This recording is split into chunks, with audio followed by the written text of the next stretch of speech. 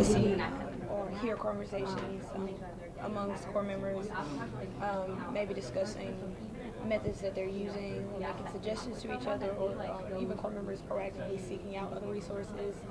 So instead of the CMA actually having to, wait until that ODC, the core member actually seeking out, hey, this is what happened in class today, ways to help, and then even on the staff level, CMAs, CSs, and CMs, all the way around staff. Just having conversations with each other, collaborating, talking about core members that are struggling, and even on the maybe finding other ways to have these conversations with core members outside of the regular framework. I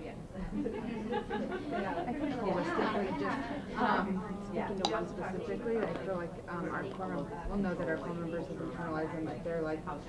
If they're referring to them when they're grappling with a certain challenge or scenario, or they're even grappling with core values being at tension with each other, and so they're utilizing them as a way to reflect and make a decision.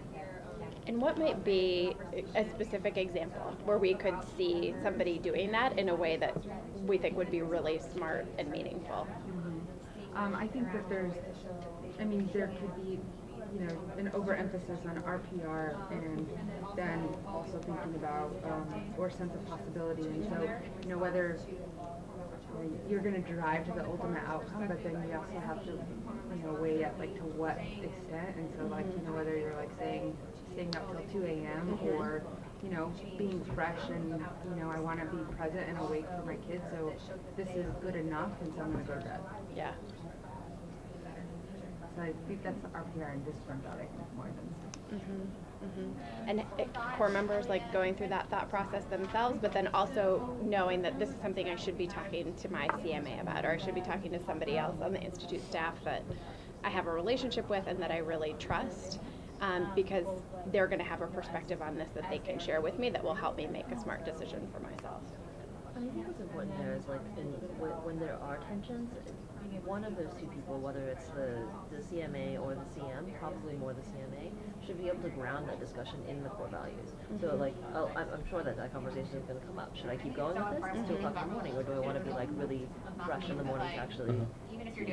And when that conversation is happening, being able to kind of frame that and position it within the core values.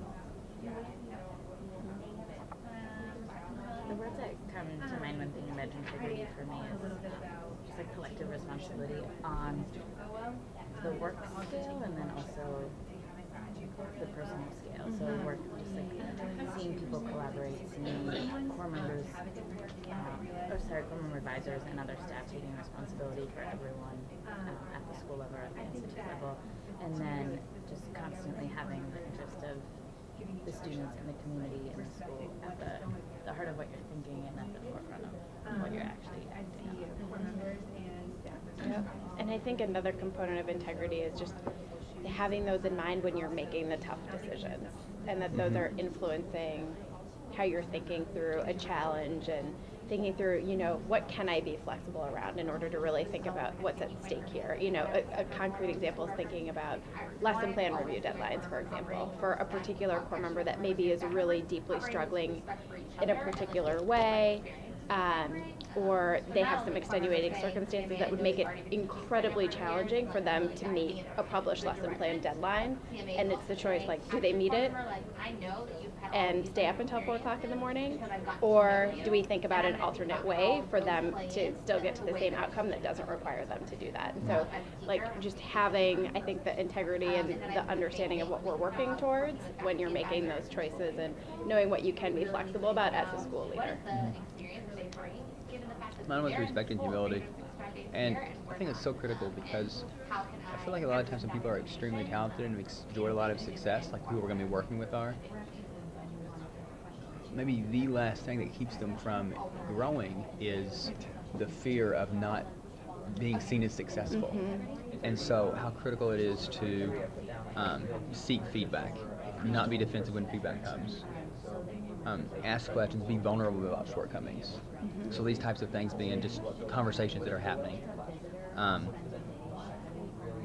Acknowledging others' strengths and weaknesses and focusing on others, and having honest feedback, because there's not a sense of, am I going to offend them, am I going to be offended? It's just like, let's forget about ourselves and very much aligned with integrity, like that sense of being true to ourselves and being true to the mission to which we've committed ourselves above our own pride. One thing you said that I think is just so important, that is part of respect and humility, that I think sometimes we unintentionally overlook, is valuing the strength that other people bring and thinking how important that is at Institute, and acknowledging the incredible amount of leadership experience that our core members are coming to us with, and thinking about how do we actually draw that out and maximize it and appreciate it, instead of making them feel like, oh my gosh, I'm so bad at this, I have nothing to share, but really helping them see, actually, like, you're here because we believe that the experiences you had will help you be successful. So let's think about how we can pull those out. Okay, so let's move on to box number 2 on our handout. So thinking about, in addition to what we've already talked about related to the core values now, if somebody spent a day at your school, what would convince that visitor that your school has a very strong sense of partnership, trust, and mutual respect between staff and core members? So take a moment to jot down some thoughts about what that visitor would need to see to be convinced of that.